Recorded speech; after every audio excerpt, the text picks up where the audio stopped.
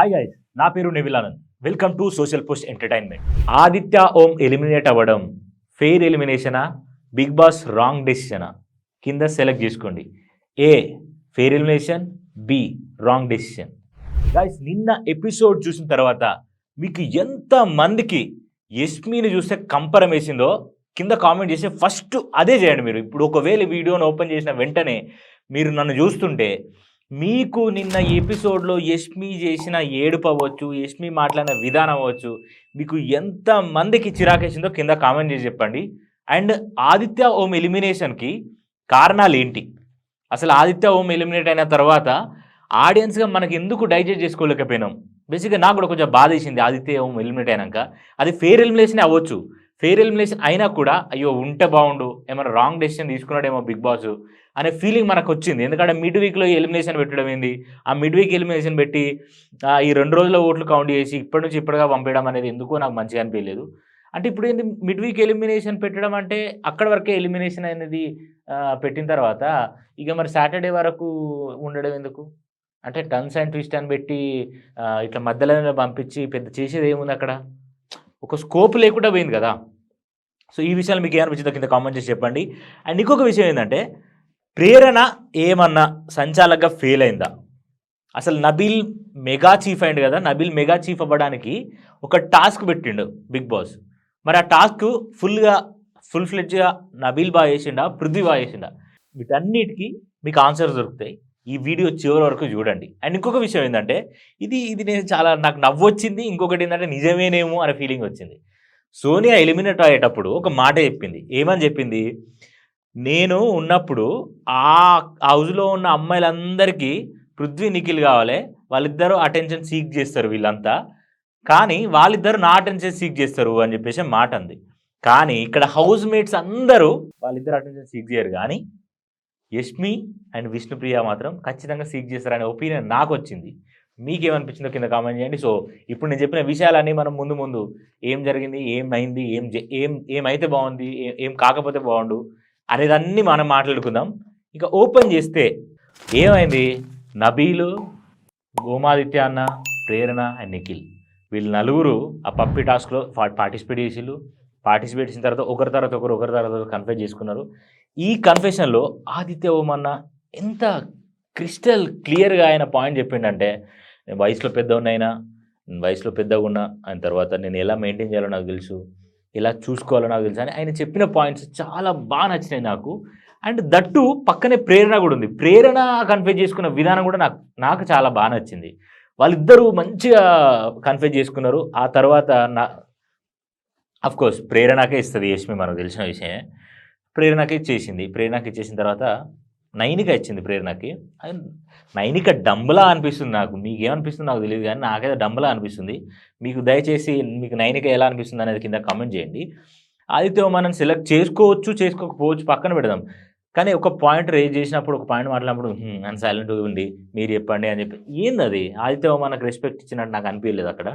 ఇంకో విషయం ఏంటంటే, ప్రేరణ చెప్పుకున్న విధానం బాగుంది.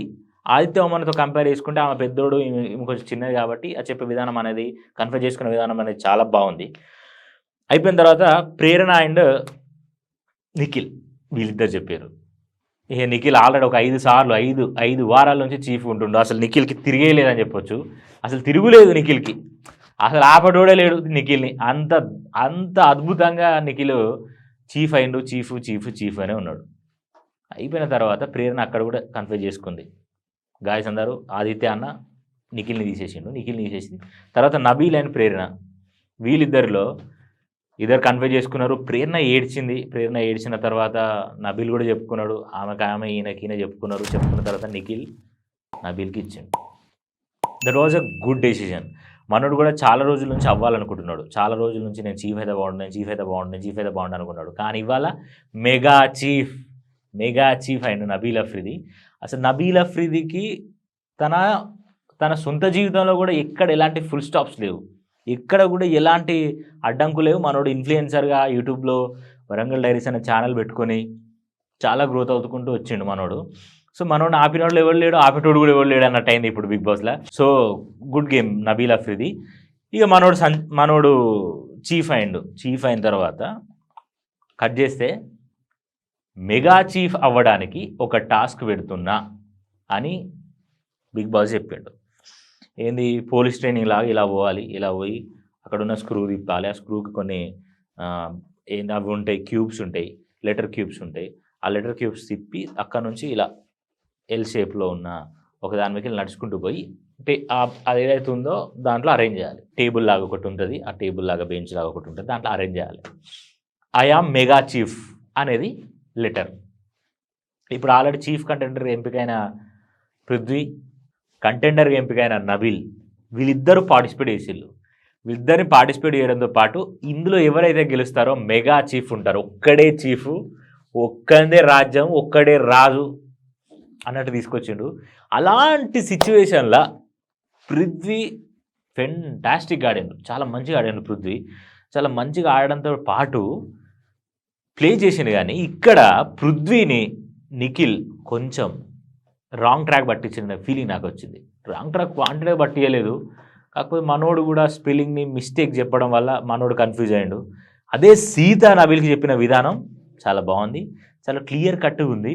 నబీల్ కొంచెం వెయిట్ ఉండడం వల్ల కొంచెం ఇలా తిప్పేది ఉంటుంది చూసినా, ఆ తిప్పేది కాడ మనోడు కళ్ళు తిరిగినాయి, బాగా కళ్ళు తిరిగినాయి. అలా పట్టి పీకితే మొత్తం ఏంది ఆ సెట్కు సెట్టే కూడా వచ్చింది, ఆ స్క్రూ కూడా ఊడి రాలే. అయినా కూడా మనం ట్రై చేసిండు, గట్టిగా ట్రై చేసిండు. ముందైతే అక్కడికి వెళ్ళి ఆ అరేంజ్ చేయడంలో పృథ్వీ వెళ్ళిండు, కానీ రాంగ్ అరేంజ్ చేసి బెల్లు కొట్టిండు. దీనికి సంచాలక చేసిన ప్రేరణ సంచాలక చేస్తే ప్రేరణ సంచాలక బాగానే చేసిందనే ఫీలింగ్ నాకు వచ్చింది. కానీ ఒక విషయం ఏంటంటే ముందు పోయిందంటే పృథ్వీ, కానీ ముందు పోవడం వేరు, అరేంజ్మెంట్ అనేది పర్ఫెక్ట్గా ఉండడం వేరు. I space yam down mega chief, ఇది ఆన్సర్. మనం ఆ ఫిల్ అన్నీ చేసుకోవాలని అనుకుంటే ఐఆమ్ మెగా చీఫ్ అనేది ఉంటే, ఒకవేళ ఐఆమ్ మెగా చీఫ్ అని ఎన్ని అక్షరాలు ఉంటాయో ఆ అన్ని అక్షరాల మందమే ఆ ఫిల్స్ ఓపెన్ చేయొచ్చు కదా. ఆ గ్యాప్ ఎందుకు ఇచ్చిండు? దట్ మీన్స్ మనం ఆ గ్యాప్ని యూజ్ చేసుకుంటూ స్పేస్ ఎక్కడ అనేది వాడుకుంటూ చేయాలనేది టాస్క్ ఏమని నా ఒపీనియన్, నాకు అనిపించింది. ఇక్కడ ప్రేరణ బాగానే చేసింది. ఫైనల్గా నబీల్ వేయండు, పృథ్వీ దానికంటే ముందే బెల్లు కొట్టిండు. అక్షరాలన్నీ కరెక్ట్ చూసుకొని పెట్టండి, బెల్లు కొట్టకురా అని ప్రేరణ చెప్తున్నా కూడా వినకుండా పోయి పృథ్వీ బెల్లు కొట్టిండు. బెల్లు కొట్టేసిన తర్వాత మళ్ళీ రీఅరేంజ్ చేస్తే అది ఒప్పుకోలేదు. ఎందుకంటే బెల్లు కొట్టిన తర్వాత వన్స్ యూ డన్ అని అర్థం. సో నబీల్ బెల్లు కొట్టకుండా టైం తీసుకొని అయినా లేట్ అయినా కూడా ఆడిండు, గెలిచిండు మెగా చీఫ్ అని.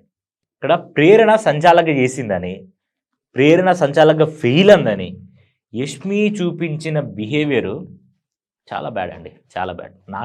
నాకైతే చాలా బ్యాడ్ అనిపించింది. నాకేమనిపించింది అంటే సోనియా ప్లేస్ని రీప్లే చేసింది అని అంటే సోనియా అలా బిహేవ్ చేస్తుంది, సోనియా అలా మాట్లాడుతుంది అని కాదు. పృథ్వీ అండ్ నిఖిల్ మధ్యలో ఒక అమ్మాయి ఉండే, ఆ అమ్మాయి పోయి ఇప్పుడు ఇంకో అమ్మాయి వచ్చింది అనేది నా ఒపీనియన్.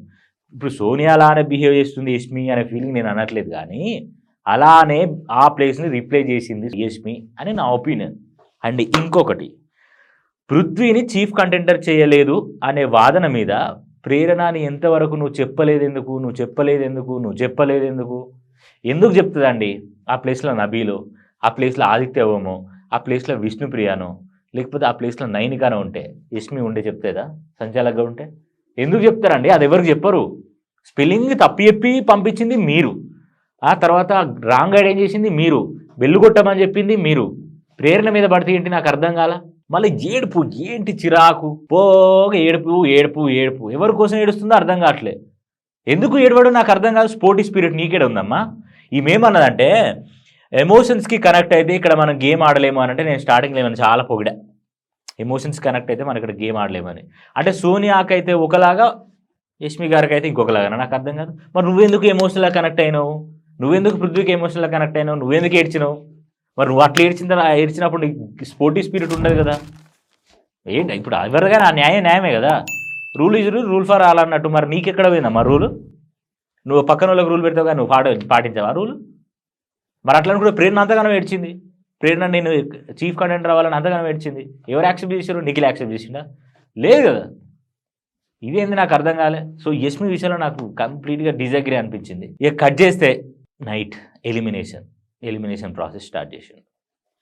ఈ ఎలిమినేషన్ ప్రాసెస్ ఏదైతుందో అది చాలా రాంగ్ అనిపించింది. మిడ్ వీక్ ఎలిమినేషన్ అంటే బాగానే ఉంటుంది, క్రేజీ ఉంటుంది అని అనుకున్నా, కానీ ఒక పర్సన్ తనని తాను తెలుసుకొని మంచి గేమ్ ఆడుతూ జనాలతో మింగిల్ అవ్వకుండా ఉండే పర్సన్ని నన్ను నేను తెలుసుకున్నా ఇంకా నన్ను నేను ప్రొజెక్ట్ చేసుకోవడమే అనే టైంలో తీసుకెళ్ళి బయటపడడం అనేది కొంచెం బాధేసింది నాకు. ఫస్ట్ టైం హౌస్లో ఎవరు ఎలిమినేట్ అయినా ఇప్పటికి 4 వారాల నుంచి ఎవరు ఎలిమినేట్ అయినా నాకు పెద్ద ఫరక్ పడలే, ఏం కావాలిపోతే నాకు. కానీ ఆదిత్య ఓం మనం చూస్తే ఆదిత్య ఓం ఎలిమినేట్ అవ్వడం నాకు లిటరల్గా చాలా బాధేసింది. మీకు కూడా అదే ఫీలింగ్ వచ్చి ఉంటుంది. ఎందుకు బాధేసిందంటే అన్న ఎప్పుడు ఎవరిని ఇబ్బంది పెట్టలా, ఎవరితో తప్పుగా ప్రవర్తించాల, ఎవరిని హక్ చేసుకున్నది ఇంతవరకు మీరు జీవితంలో బిగ్ బాస్ ఈ 8 సీజన్లో ఇంతవరకు మీరు చూసి కూడా ఉండరు. ఎవరి మీద బూతు పదాలు వాడాలా, ఎవరి మీద కోపం చూపించాల. అంత మంచి వ్యక్తి, అందరికీ ప్రేమను పంచడానికి ట్రై చేసిండు. కానీ ఆ ప్రేమ పంచడం, ఆ షుగర్ కోటింగ్ చేయడం జనాలకు నచ్చలా, కొంతమంది హౌస్మేట్స్కి నచ్చలా. మనోడు గట్టిగా మాట్లాడలేకపోవడం, దానివల్ల బయటికి వెళ్ళిపోయాడు. నైనిక, తర్వాత విష్ణుప్రియ అండ్ ఆదిత్య ఓం వీళ్ళు ముగ్గురు డేంజర్ జోన్లో ఉన్నారు. నబీల్, నిఖిల్, ఇంకా మణికంఠ వీళ్ళు కూడా డేంజర్ జోన్లో ఉంటారు. ఓటింగ్ రిజల్ట్ అని ఓటింగ్ పోల్లో ఎవరెవరు ఎట్లున్నారని చెప్పింది సామె. అట్లా చెప్తారా బిగ్ బాస్? సరే చెప్పిండు, నాగమణికంఠ కొంచెం డేంజర్ జోన్లోనే ఉన్నాడు. కానీ నాగమణికంఠ, నిఖిల్, నబీల్ ప్రజెంట్ అయితే సేవ్ అయ్యారు. ఇప్పుడు ఈ ఎలిమినేషన్ ఆదిత్య మన ఎలిమినేషన్లో ఉన్న ఈ నైనిక, విష్ణుప్రియ, ఆదిత్య కాకుండా ఈ ముగ్గురు ఎవరైతున్నారో ఈ పర్టికులర్ సిచ్యువేషన్ వరకు వీళ్ళు కొంచెం ఓటింగ్లో ఎక్కువ ఉండి వీళ్ళు సేవ్ అయ్యారు.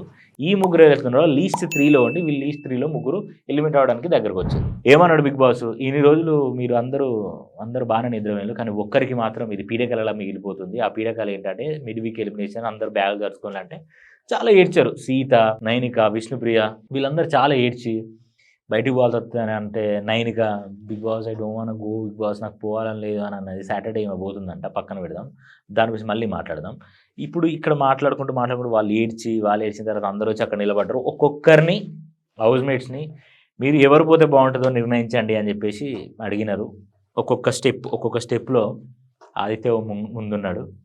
ఆదిత్య మన ముందుండి ఇంకా వాళ్ళ రీజన్ చెప్పుకున్నారు. కొంచెం ఎందుకో ఉంటే బాగుండు అనిపించింది అని చెప్పేసి. నబీల్ ఆబ్వియస్గా విష్ణుప్రియనే చేస్తున్నాను కూడా, నబీల్ విష్ణుప్రియనే చేసిండు. అండ్ ఇక్కడ నాకు పృథ్వీ బాగా నచ్చింది ఏంటంటే పృథ్వీ నైనిక చేసిండు. That's a nice thing. Prithvi Nainika చేయడం నాకు నచ్చింది. అండ్ ఇంకొకటి విష్ణుప్రియని కాకుండా సీత వచ్చి ఆదిత్య ఓమన్నని ముందుకు జరపడం, నాకు వాళ్ళిద్దరు dearest to my heart, so నిన్ను పంపిస్తున్నా, అది కొంచెం మంచిగా అనిపించలేదు. నాగమణికంఠ కూడా వచ్చి ఆదిత్య ఓమనం చేసిండు. నాగమణికంఠ మన నైనిక చేయొచ్చు, మరి నైనికని ఎందుకు చేయలేదో నాకు అర్థం కాల. నైనిక కనబడట్లేదు అని చెప్పే మాటతోనే కదా నామినేట్ చేసింది. మరి అప్పుడు నామినేట్ చేసినప్పుడు మళ్ళీ ఎందుకు చేయలేదు అనేది నాకు అర్థం కాలేదు. ఏమైనా ఆడియన్స్కు అనుకునేది, ఆడియన్స్ పోల్ని బట్టి కూడా బిగ్ బాస్ ఏమైనా వీళ్ళకి చెప్తున్నాడా అనే ఫీలింగ్ నాకు వచ్చింది. సో అందులో అలా అనిపించింది. నాకైతే లిటరల్గా బాగా అనిపించింది. మీకు అర్థమవుతుంది, ఇప్పుడు నేను డల్గా మాట్లాడుతున్నా కూడా మీకు అర్థమవుతుంది ఎందుకు డల్గా మాట్లాడుతున్నా. నాకు అది ఆ పర్టికులర్ సిచ్యువేషన్ గుర్తొస్తే నాకు నిజంగా బాగా అనిపిస్తుంది. అందరు ఏడ్చినారు. ఇంకా నబీలు, తర్వాత సీత అయితే బాగా ఏడ్చింది. వాళ్ళిద్దరి గురించి ఏడ్చింది. ఎవరిపైనా కూడా సీత ఏడ్చుకుంటూనే ఉంటుంది. అండ్ ఈ తర్వాత 24/7లో చాలా ఎమోషనల్గా అందరు కరెక్ట్ అయినారు. ఎవరు పోయినా అంతగానం బాధపడలే. కానీ ఒక ఆదిత్య ఓమన పోయినప్పుడు ఈ హౌస్లో ఇంతగానో వీళ్ళందరూ బాధపడతారని నేను ఎక్స్పెక్ట్ చేయలేదు పర్టికులర్గా.